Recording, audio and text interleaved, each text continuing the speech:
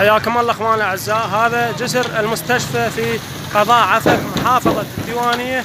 هذا الجسر آيل للسقوط وجسر تعبان بسنة 2021 نشرت عنه، ولحد الآن ماكو استجابة. نريد استجابة وتبديل هذا الجسر بجسر كونكريت مناشدة إلى مديرية الطرق وجسور الديوانية بدلونا هذا الجسر بقضاء عفق محافظة الديوانية. جسر تعبان، جسر منهار بأي لحظة يوقع، يعني ماكو مكان بعد، كله مرقع الجسر ويفشل يسيء للمدينة. نطالب بتبديله، نطالب بتغيير هذا الجسر بجسر كونكريت. صديق كذي اليوم عاودين كافي، ما معقولة، كله رقع بدلوه.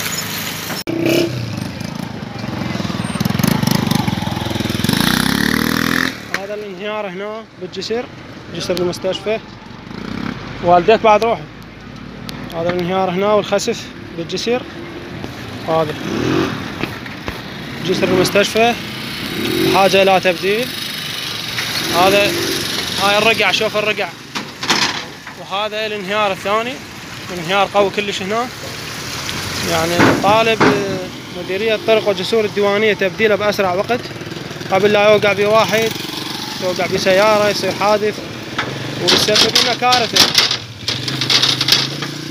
ويسبب لنا كارثة.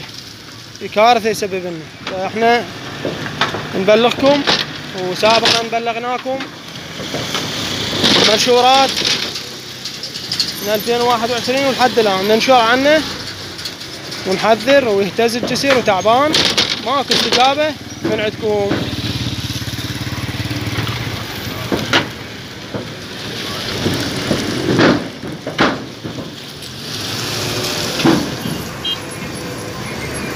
شوف الرقعة كم رقعة، 100,000 رقعة بيه.